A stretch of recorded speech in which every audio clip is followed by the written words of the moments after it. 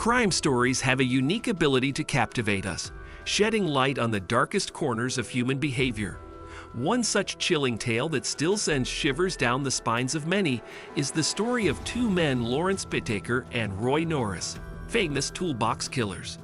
This harrowing account of sadistic murder and unimaginable cruelty unfolded in the 1970s, leaving a trail of terror and haunting memories. In this video, we will delve deep into the horrifying crimes committed by these Toolbox Killers and explore the psychology behind their actions. So make sure to subscribe to our channel and press the bell icon to get regular updates. Let's get started. Unloving childhoods. Both Lawrence Bittaker and Roy Norris had similar backgrounds despite their different stories. Bittaker grew up with a neglectful upbringing and turned to petty crime due to a lack of attention and affection from his adoptive parents. His criminal activities escalated over time, leading to frequent incarcerations. Norris also had a troubled childhood, living with a drug-addicted mother and struggling to form relationships. After dropping out of school, he joined the Navy but was discharged due to psychological issues and was committed to a hospital for being a mentally disordered sex offender. Shortly after his release, Norris committed another sexual assault and was sent to the same prison where Bittaker was serving his sentence for attempted murder. Fantasy to reality. Bittaker and Norris moved to Los Angeles and Redondo Beach, respectively, when they got out of jail.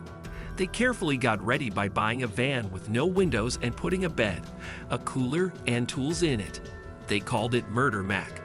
Then they found a remote place in the San Gabriel Mountains.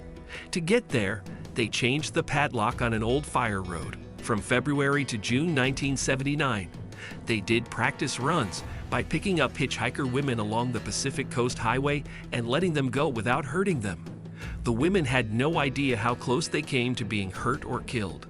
This case is especially troubling because of how carefully they planned it and how chillingly they paid attention to every detail. Victims.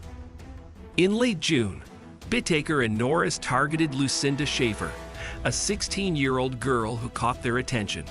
They approached her after she refused a ride, pretending to do repairs near their van. As she walked past, Norris grabbed her and forced her into the van. They drove to a secluded spot where they took turns raping her. Despite her plea to pray before potential death, they decided to kill her. Norris initially tried to strangle her but felt sick and went to vomit. Bittaker then used a wire coat hanger to strangle her until she stopped moving.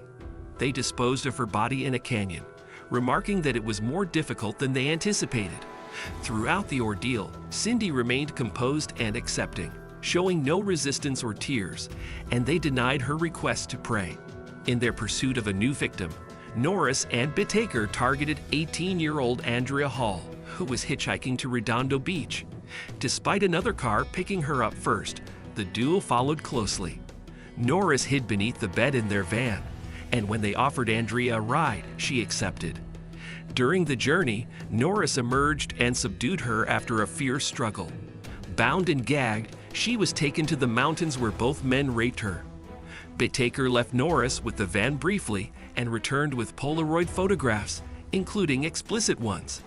Later, Bittaker confessed to killing Andrea by using an ice pick through each ear and strangling her, while Norris was absent.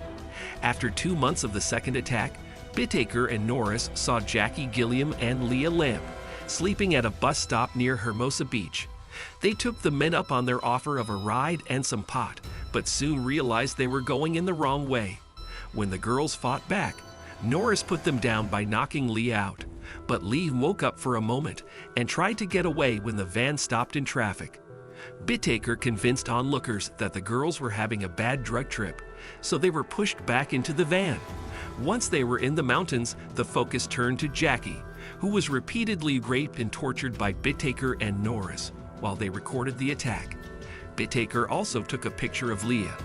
After torturing the girls for almost 2 days, they talked about killing them.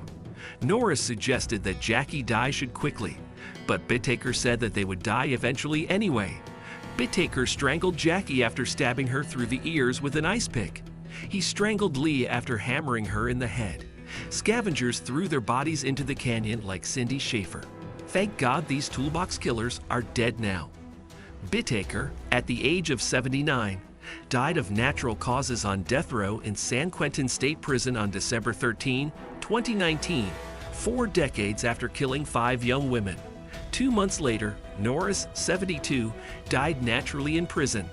What do you think about these toolbox killers? Tell us in the comment section now. Like and share the video and follow us for more. Thank you.